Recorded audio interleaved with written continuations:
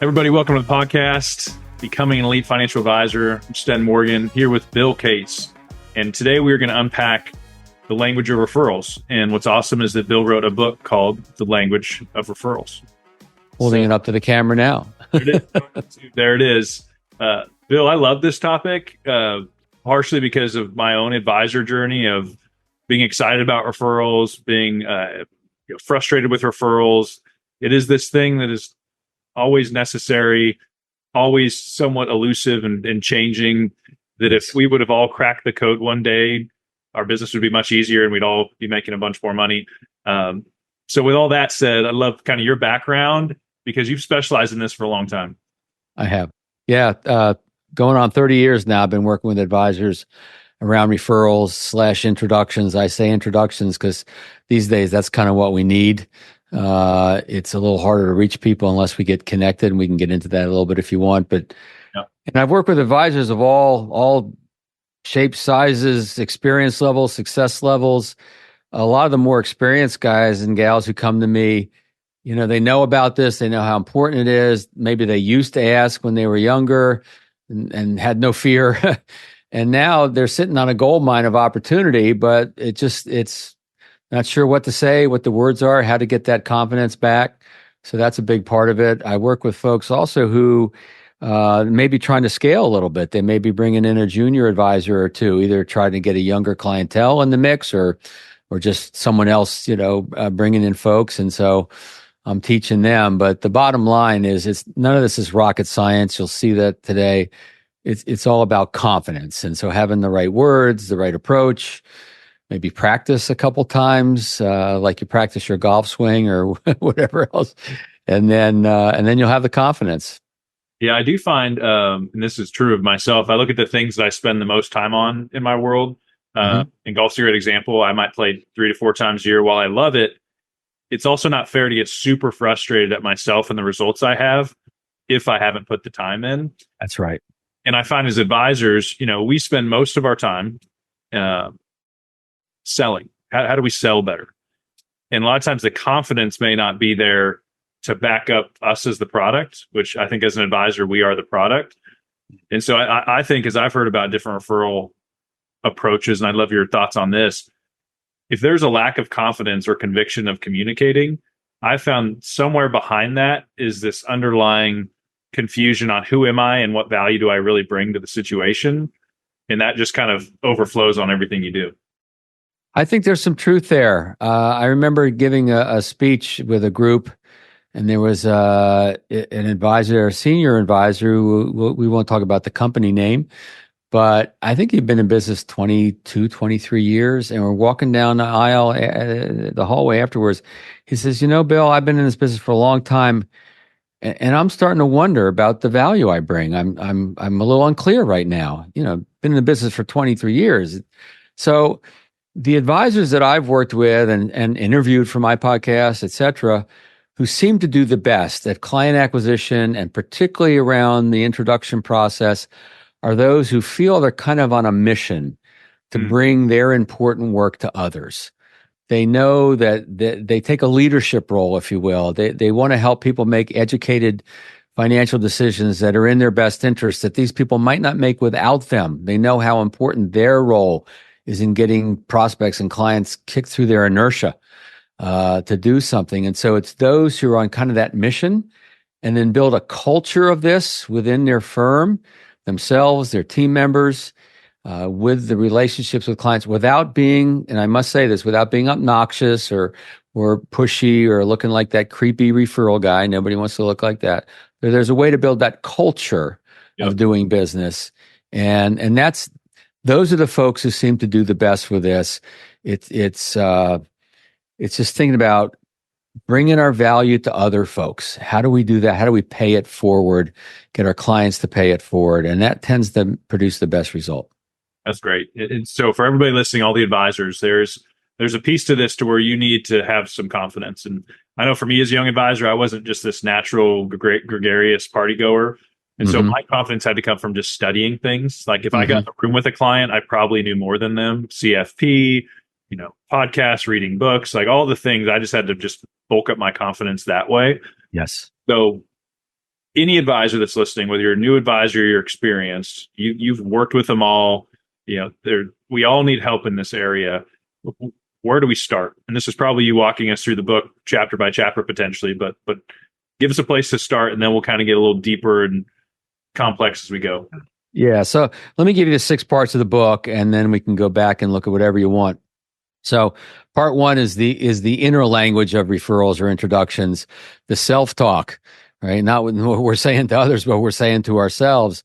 And a lot of advisors have kind of some limiting beliefs, mistaken assumptions around this, maybe not as expansive and bigger thinking that they could have. So we address that. Part 2 is the language of becoming super referable. We got to be referable. We got to make sure. And I was doing a live presentation recently, and this guy knows about my predilection to use the word introductions. And he says, "Don't you mean introducible?" And I go, "Well, yeah, okay." Then the next is the language of promoting introductions, encouraging introductions. And then the next part is the language of asking, and how do we ask, and isn't begging, isn't pushing, isn't creepy, isn't all that. And then part 5 is the language of concerns and objections. How do we address someone's reluctance to do this? And not every client's going to do this, and some will do it now, some will do it later. I make the joke you could run into a burning building and save their children, and some of them won't do it, and that's fine. How do you back out gracefully, professionally? And then the final section is the language of the introduction. How do we actually get connected, introduced, which has become so important? So that's the essence of the book and a big part of the system I teach. I love that. Well, if you're open to it, let's maybe start unpacking each one to some degree. Yeah. I think as we hit some key areas that I feel like with our audience, we're getting the most feedback of kind of stuckness on, a bit more in there.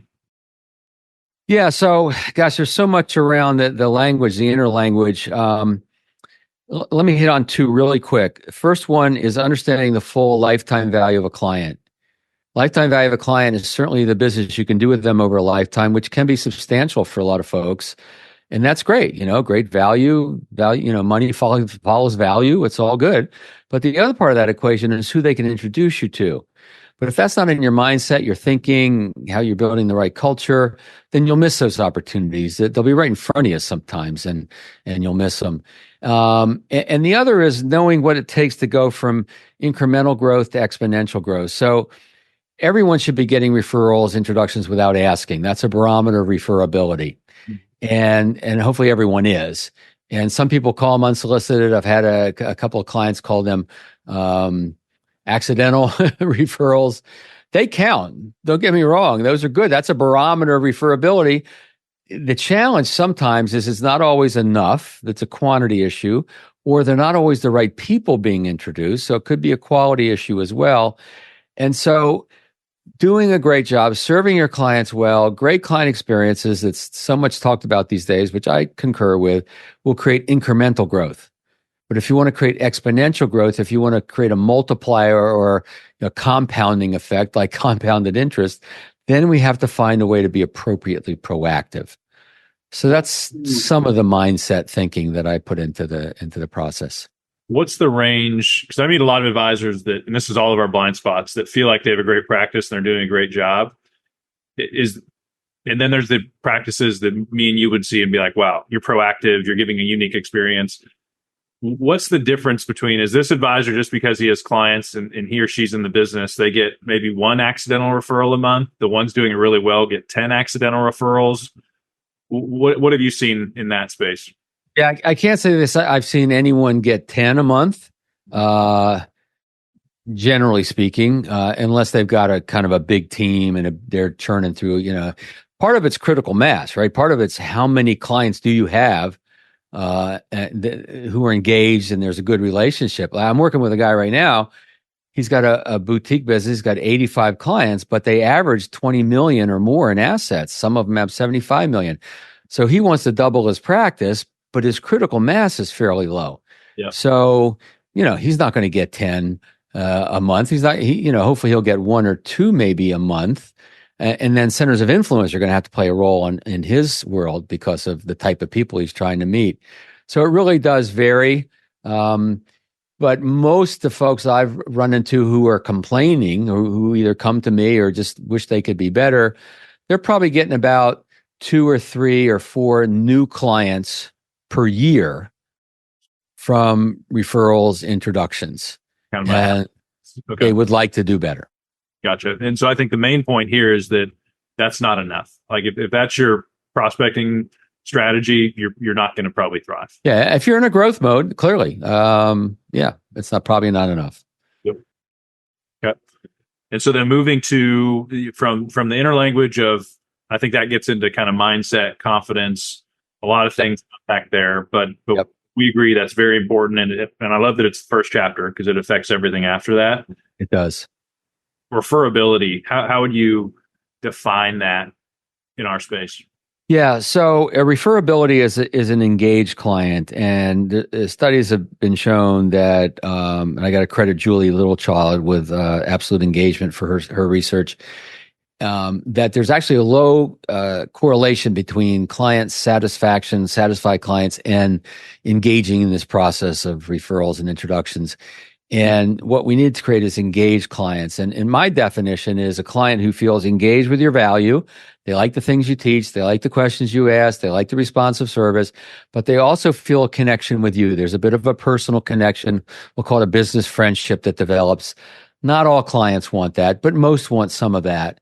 And so, if they like your value, but then they're not really connected with you as an individual, they're probably not going to do business and give you referrals. On the other hand, they like you, trust you, but they don't see your value, they're not going to do business or give referrals. So you need both going on at the whole time. So part of it is just in maintaining that type of contact with clients, value add, personal connection. And to get to the language real quick, one of the most important conversations we can have with clients from the very beginning, prospect to new client onboarding throughout, is talking about expectations, making sure expectations are clear, doing expectations checks, checking in. Are we matching expectations right now? Are we dropping short in any way? If you're not in the habit of doing that, it takes a little courage the first couple times. But we've got to do that because it's the mismatch of expectations that'll kill a relationship over time. That's a great point. I found there's been times I haven't asked just because I was caught up in the busyness of work and kind of trying to survive the day. And I think Sure. other times when I was really reflecting on that was because I didn't know if I wanted the answer. There was something in me that knew we probably weren't quite delivering fully what Yes. the expectation set. And I get that. I mean, it's not always easy to ask for feedback, but here's the bottom line. And I think everybody listening, watching agrees with this. A relationship that's had a problem, that's been handled well, is a stronger relationship than one that's never had a problem.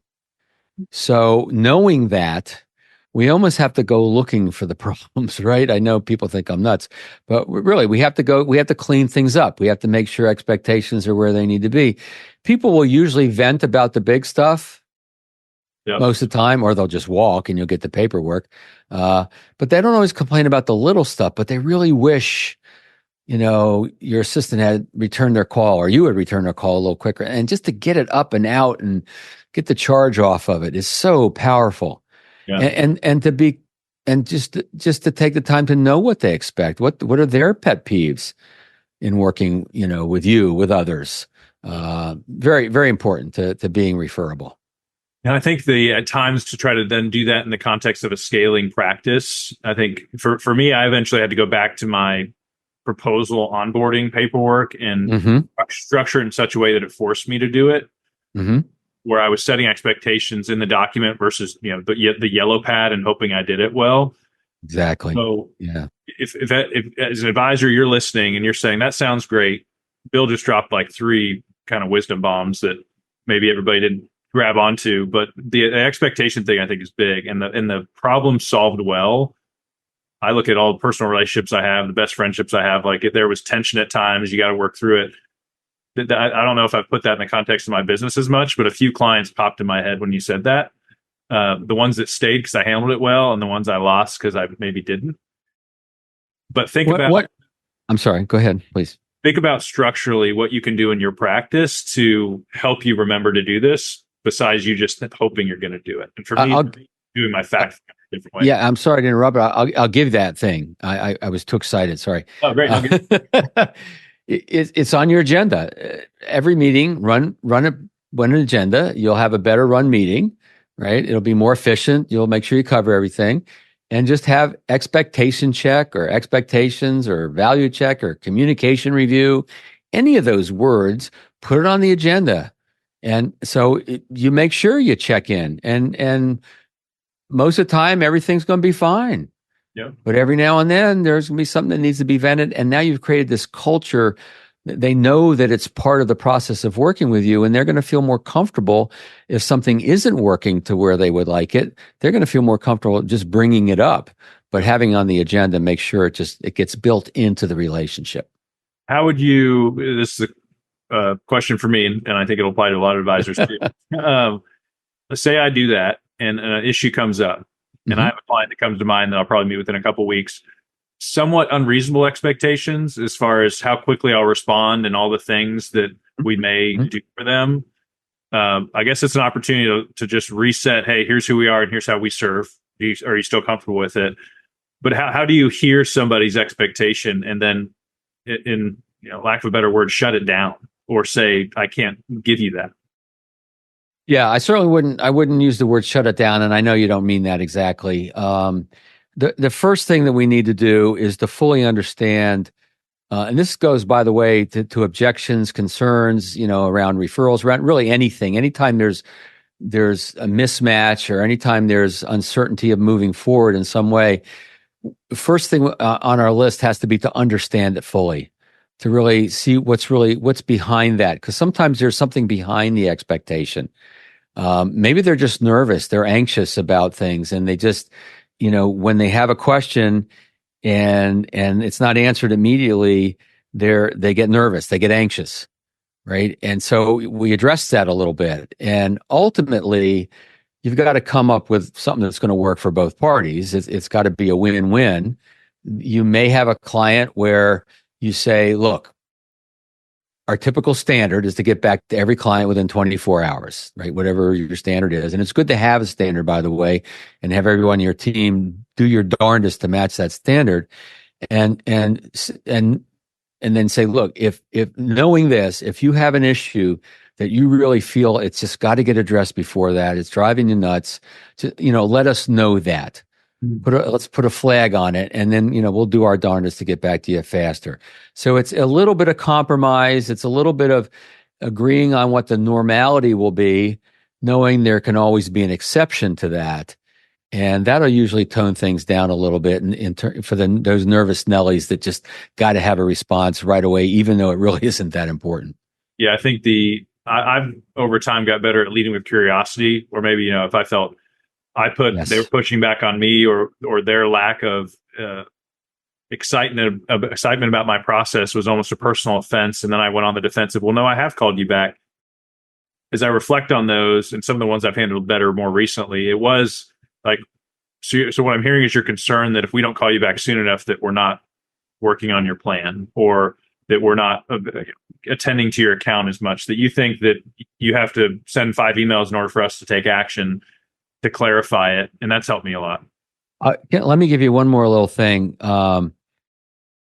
If someone sends you a request for something and you can't get to it right away, you're going into a meeting, you got the whole day is meet, whatever. Just respond and let them know you got it. Received. I will get back to you later today or tomorrow or whatever. Just received. Just let them know, because what happens is then they can let go. If you don't acknowledge the request, then they're not gonna let go, and they're gonna wonder, because it's an open, it needs a check mark, and they haven't, and the brain doesn't like that. The brain doesn't like open orders. Yeah. It likes to close them, right? It likes and so if they hear from you that you've received it and you're on it, your assistant's working on it, whatever, that you have to look into a couple of things, just a real quickie, then they can let it go. And they can close that box in their brain for a while, and they're not going to be as anxious because you've at least just acknowledged it. How do you feel about an auto response that says something like that? Does it need to be a personalized one? I know that doesn't scale as much, Yeah, I have mixed feelings. I think if you set it up in the expectations, if you say, look, working together, Sten, when you send something into the office, we have a system that'll auto respond. And that's you knowing that we have seen it and we will look at it and we will tend to it as quickly as possible. So otherwise, it just feels like robot response. Did they really see it? I don't know if they saw it. Yep. You know what I mean? Yeah, I'm just anticipating some head trash because I love it. I think expectations, every probably team member issue I've had, client issue has come back to like somewhere there was a break in, what they thought they were getting or what I thought I needed to deliver. But then there's the advisors that, I'll work with sometimes that it's scale. It's what scale is, how do I add as much value to clients, but work the least amount of hours. And so there's maybe some head trash of like, I could never do that, Bill, because I can't respond to emails on my phone all the time. There's probably a way to do it at scale. You just need to set better expectations. Better expectation. I mean, if it's a thumbs up, you say, look, if I'm on the road or I'm in a meeting and I get a text for you and I'm gonna give you a thumbs up, I got it. It's on my to-do list. I'm not going to forget about it. So it's, teaching and matching expectations. The number one killer or damager of relationships is when one party has an expectation, they don't communicate that expectation, and then the expectation doesn't get met, right? Yeah. We've all been there, and that's what hurts relationships. And so, yeah, I mean, I could have called it the language of expectations, I suppose. Maybe that's my next book. Yeah, we just veered off to relationship advice for everybody as you listen. So thank you, Bill. It is true. It's true in all relationships. Yes. Right. All right. Kind of moving next to promoting. Yeah. So not to be confused with asking. So promoting simple things, like, for instance, one of the titles of one of my books is this phrase. I didn't make it up, but I popularized it. Don't keep me a secret. Client says, hey, you guys are great. I just love working. Please don't keep the work we do a secret. Simple little things. Never too busy to see if we can be a resource for other people you care about. Teaching your clients what it would look like if they thought of someone that you're not just going to call people from the blue and irritate, that you're going to collaborate with them to create a safe introduction so everybody feels safe. I think I got 11 of it in the book, 11 different ways to promote, encourage the possibility of introductions, and that will create some. If you're referable and you promote, that will start to get a little more because it's starting to work it into the culture and the conversation. It's not the full-on ask, but it definitely can create some nice results. Great. Okay, this then asking is next. Yes. Yeah, that's a whole interview in itself, but let me just give you the essence. The most important part of all of this asking, I'll give you two. Number one, making sure the client's okay with the ask. In other words, just don't be assumptive. The old method that a lot of people don't like, and the reason they stopped doing it was called the affirmative. It's like, have you found value in this meeting? Yeah, great. Who do you know? Right? Yeah. And that's what can start to hurt and irritate people. So you always want to make sure that you get buy-in to have this conversation. Stan, I got a couple of folks you've mentioned in past meetings. I think I might be a pretty good resource for them. Can I run them by just to see what you think? Can we chat about it, knowing that we'll be careful how that introduction is made? Oh, who was I thinking about, right? So it's getting buy-in and then coming narrow with your approach. The worst way to ask is, can you think of anyone else who should know about the work we do? Or, anyone else come to mind who value the work? We've all done that. We've all had it fizzle. We've all had lightning strike every now and then where it does produce a result, but most of the time it fizzles, right?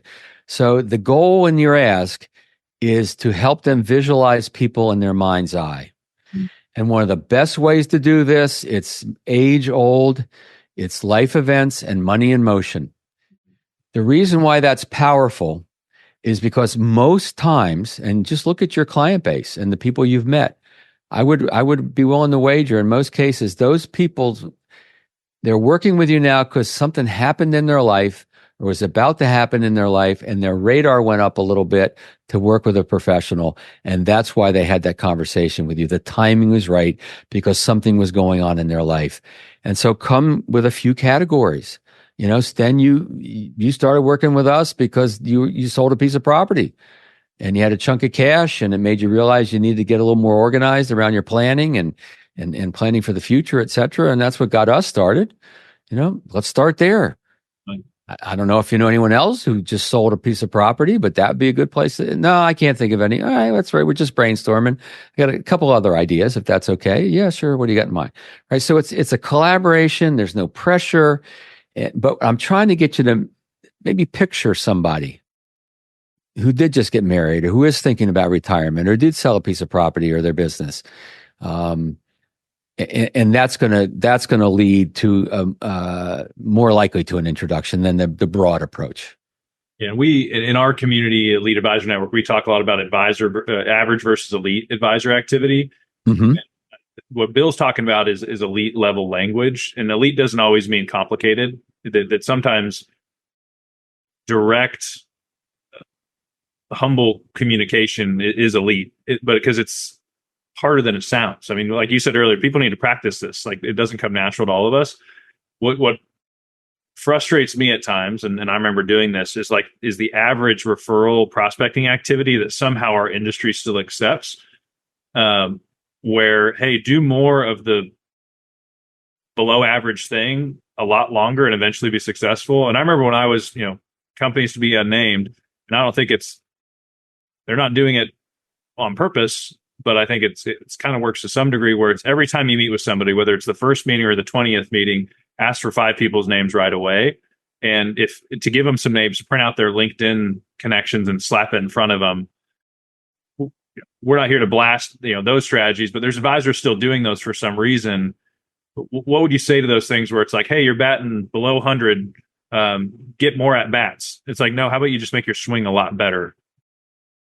Yeah. And that's funny that you mentioned that, because I see myself as kind of the hitting coach. It's like the coaching relationships I have with clients are not the long 2, 3, 4 year long relationships.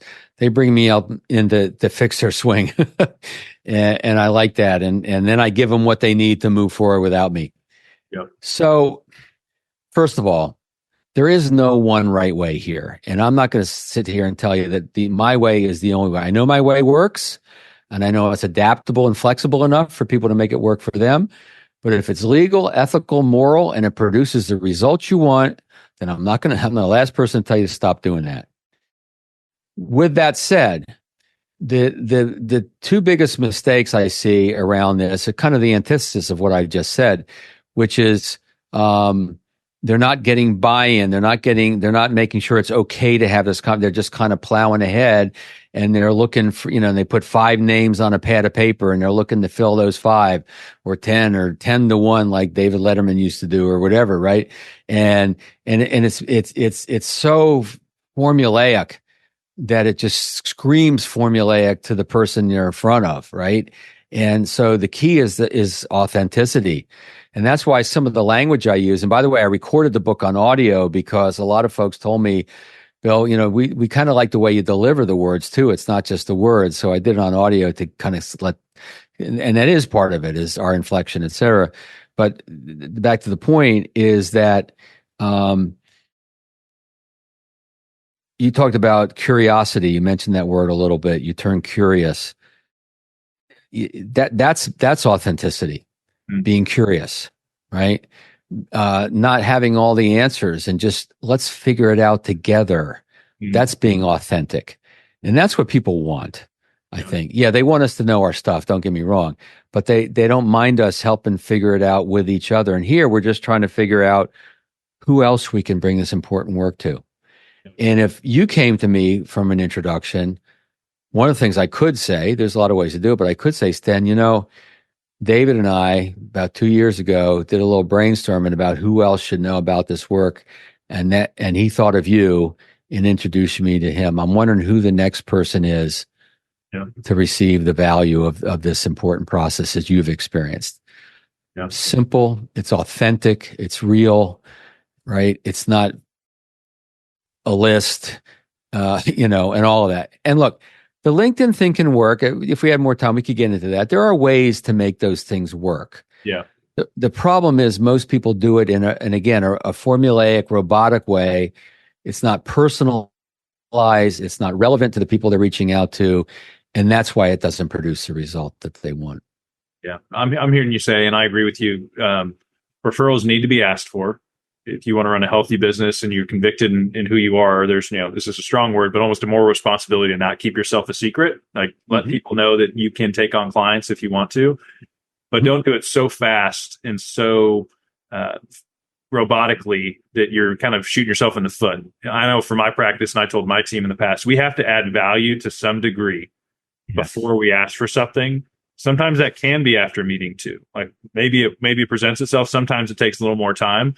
But earlier on, you've mentioned me in the past that you've worked with advisors 20, 30 years in the business that stopped asking.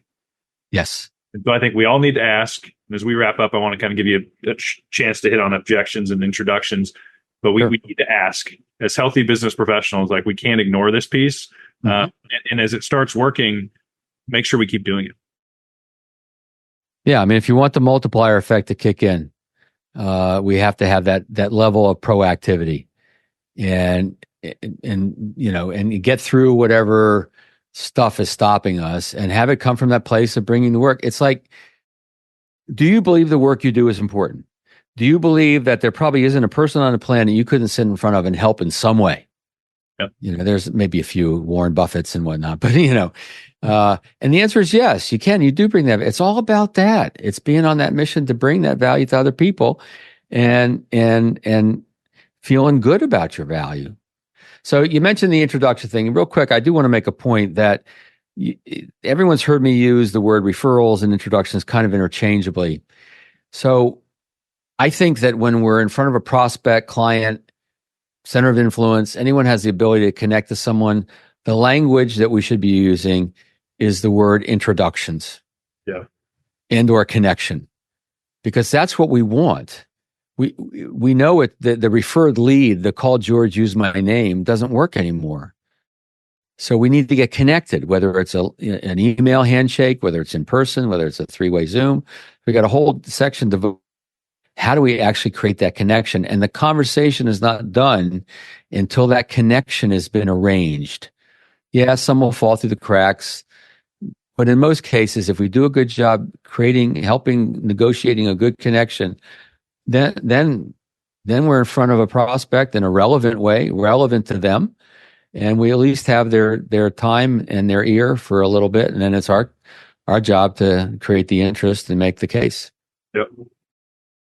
Yeah, that's challenging me to use. I do default sometimes to referral, and I think that has a heaviness to it, an expectation to it, whereas an introduction is, or even a connection, I maybe like that word even a little better, and words matter. So yeah, it's great.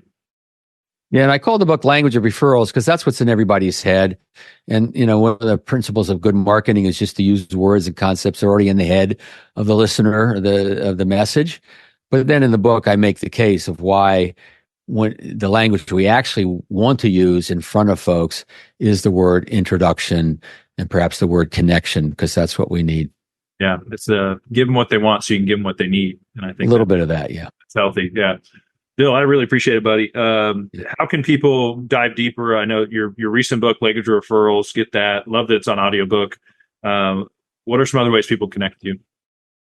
Yeah, so my basic website is referralcoach.com. And if you go to referralcoach.com, you can look at coaching, speaking, other books, online training program, a lot of different ways we interact, sign up for our weekly tips and just get into my world. And then I'm very accessible. So reach out to me. If you have a question, something that's been bugging you about your practice, let me know. See if I can help. Deal. All right, Bill. Appreciate you, bud. You bet. Thank you.